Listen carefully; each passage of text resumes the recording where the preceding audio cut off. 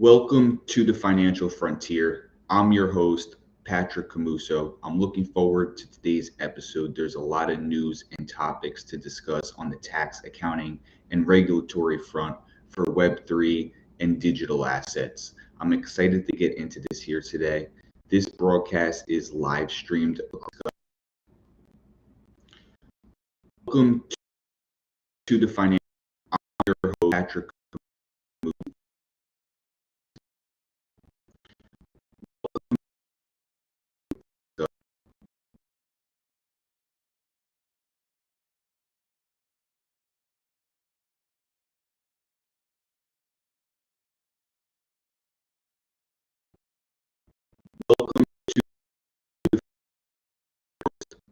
Camuso.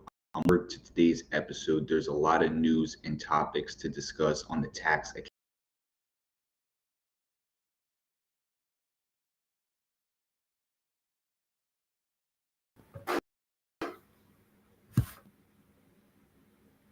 assets. I'm excited to get into this here today. This broadcast is live streamed across all the major social media platforms and is also posted in podcast format across all the major podcast platforms. So today I'll be sharing my screen to help facilitate going over some of the topics that we get into, and I'll be referencing these for listeners that do not have access to seeing my screen. So again, I'm looking forward to today's episode. Let's get right into it. I'll start with a screen share here and we could get into some of the topics.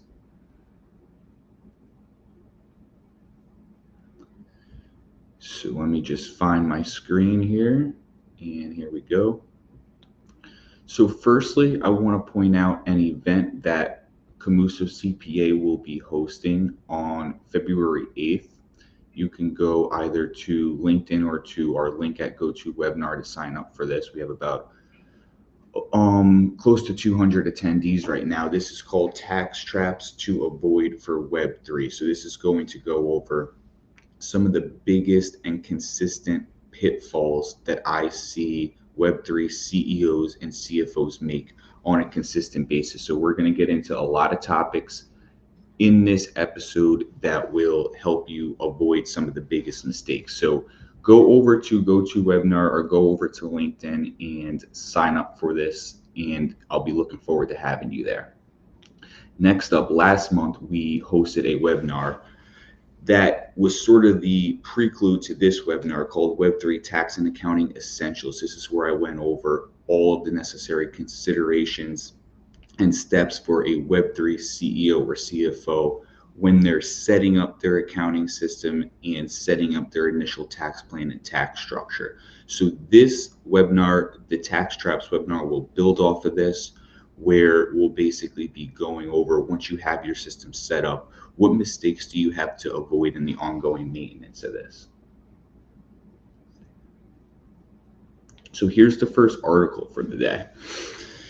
This is actually coming from the IRS. This is something that they posted here, IR 2024-18. This was posted January 2nd, 2024.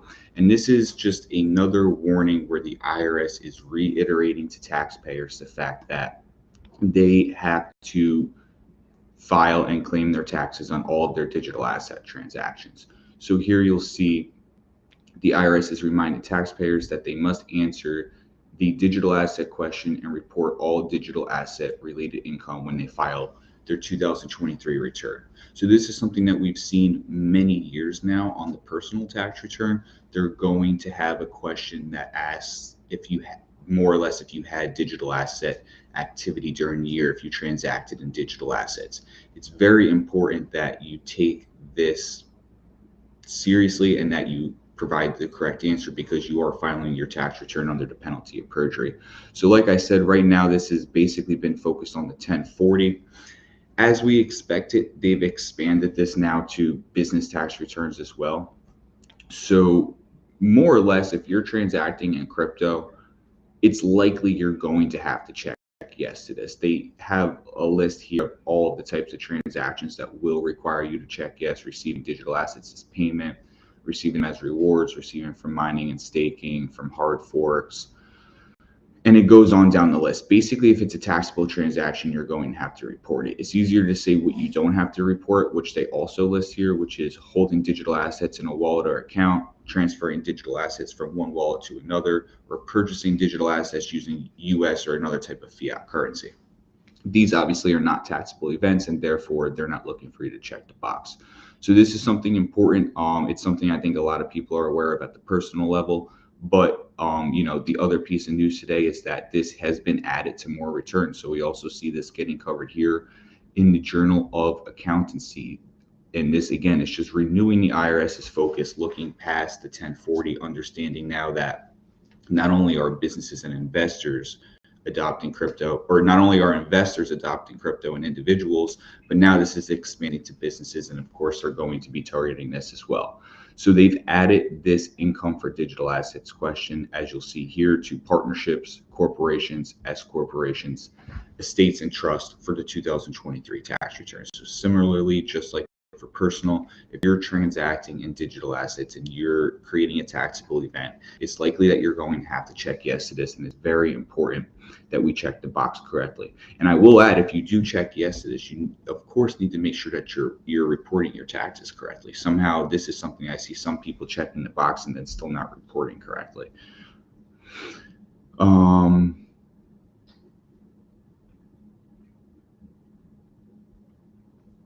So here, this is interesting. The AICPA Digital Assets Task Force commented on this issue of adding the question about digital assets to new forms.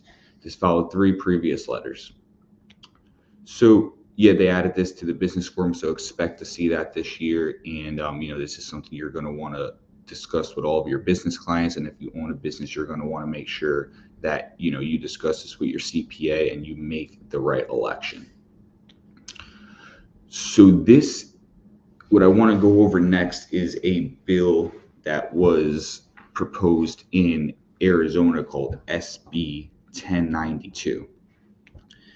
And I thought this was interesting because I think this is going to be overall a trend that we see in 2024. And as we move forward, most of the tax matters that you see me talking about and that you just see top of mind industry wide are at the federal level. And obviously that's going to continue and evolve, but we're also going to see the states take a much harder look at crypto and digital assets in many forms. You hear me a lot talk about sales taxes, but they are also going to be looking at more of what the focus is on now: capital gains implications, income from cryptocurrency. And that's what this bill is related to. So this bill, SB 1092, would allow individuals and corporations to remove any net capital gain or loss associated with foreign and virtual currency transactions from Arizona taxable income starting in the taxable year 2025.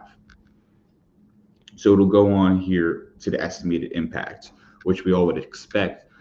Due to the lack of specific data on foreign and virtual currency transactions, we are not able to quantify the fiscal impact. However, we expect that this bill will reduce Arizona taxable income relative to the current law beginning in the taxable year 2025. So obviously, if they're going to create a law that allows virtual currency transactions to be excluded from taxable income, both gains and losses, then you're not going to have to report your gains in Arizona, and this is going to result in a lower state tax. So I thought this was interesting. Arizona's starting with this bill, at least, is taking a very favorable approach to the taxation of cryptocurrency. This is the first I've seen something to this degree. So we'll see if this gets passed. This is just a bill right now. But I thought this was really interesting just because of the potential tax impact.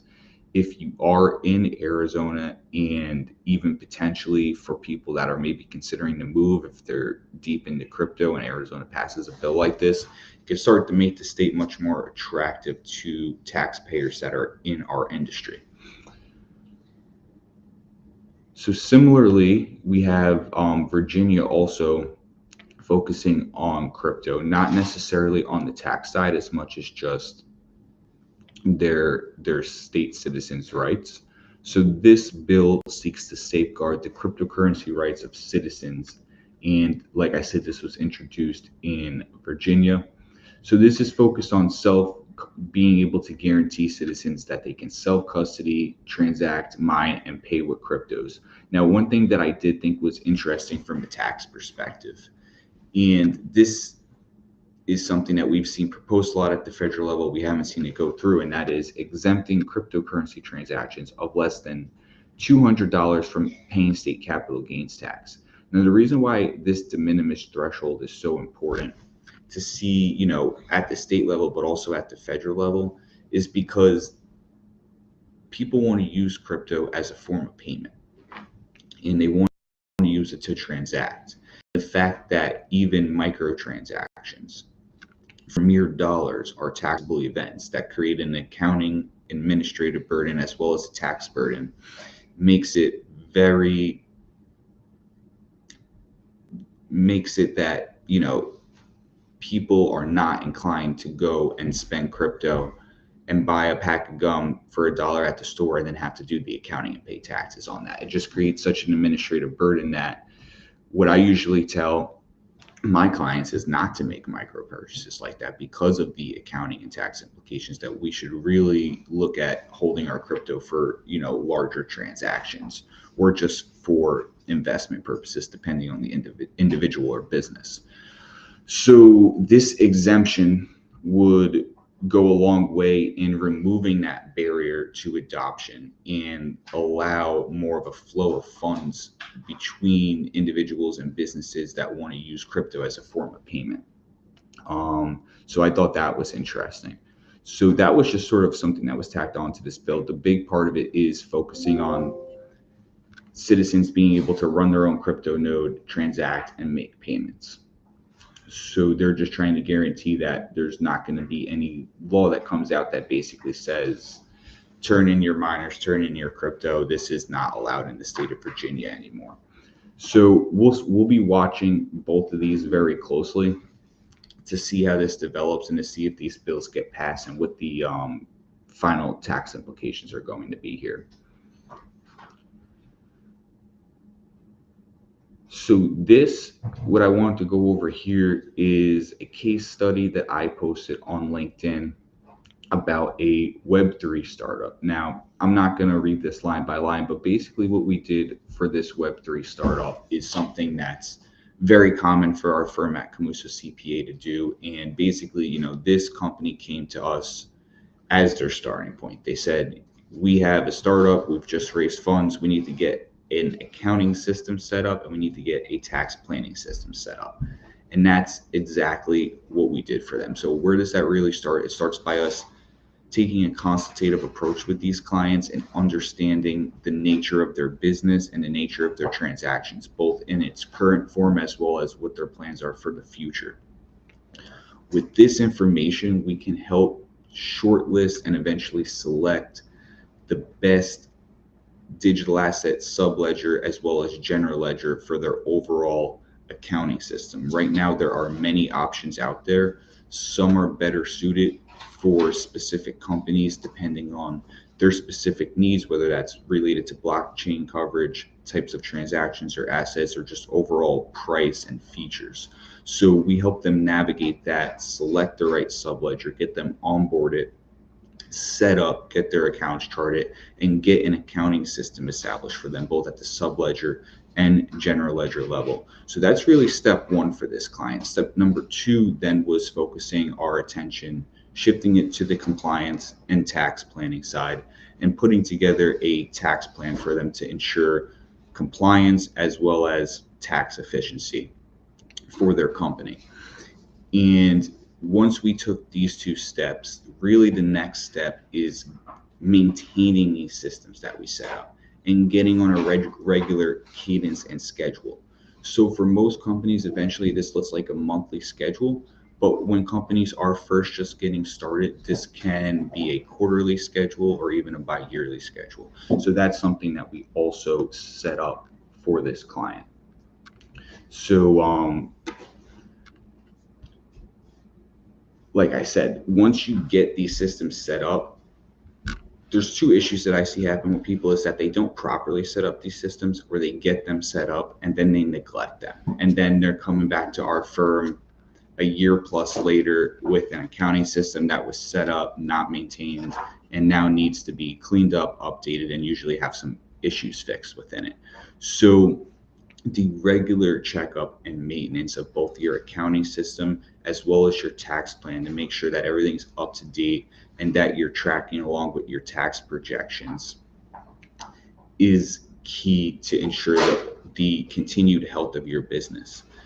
Now, the next step after this, which we haven't taken with this specific client, would be looking at fractional CFO considerations, such as budgeting, treasury management, wallet hygiene. So that's really the next step once we get these systems maintained, and something that we will likely be taking with this client here in the near future.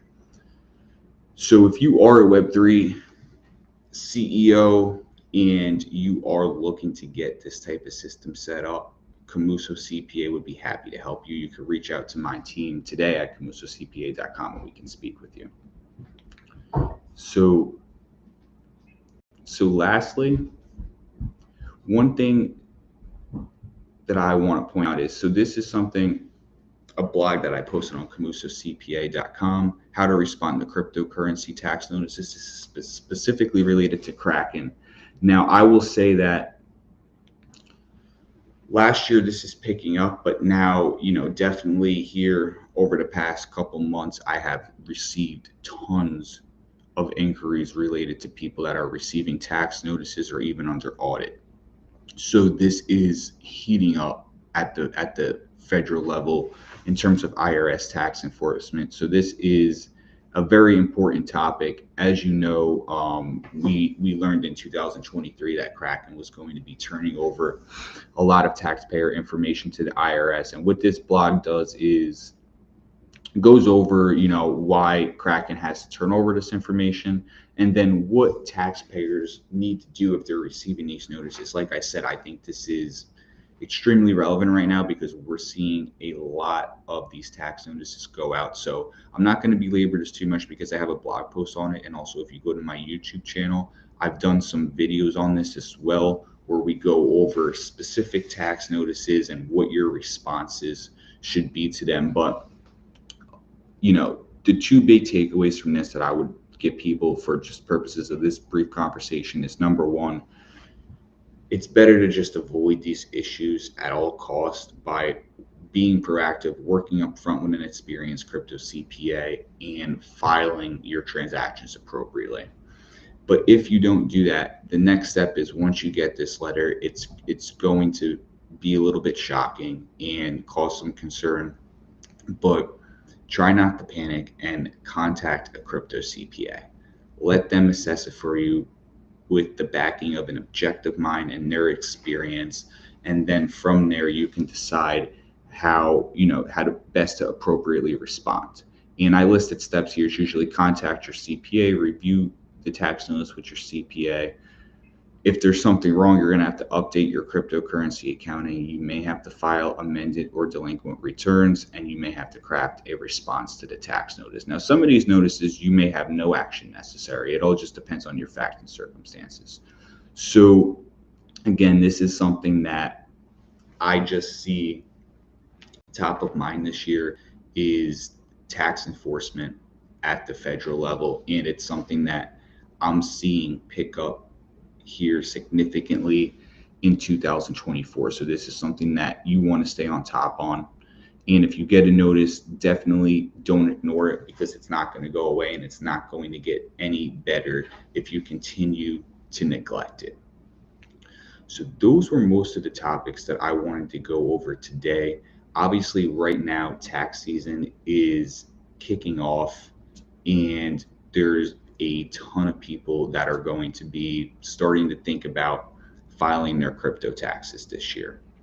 So if you're one of those people, whether you're a digital asset investor or you're a Web3 business, maybe you need to go back and clean up many years of your accounting. Maybe you want to get a robust accounting system set up to fit your current and future needs. These are the types of things that we can assist you with at Camuso CPA, along with helping you get into compliance with the IRS. So if you're looking to work with a CPA firm that's experienced with digital assets and experienced with cryptocurrency, contact me and my team at Camuso CPA. Otherwise, stay tuned for the next episode of the Financial Frontier, where we'll be delivering more industry insights, industry interviews, and timely tax, accounting, and regulatory updates. Until next time, I'm Patrick Camuso, signing off.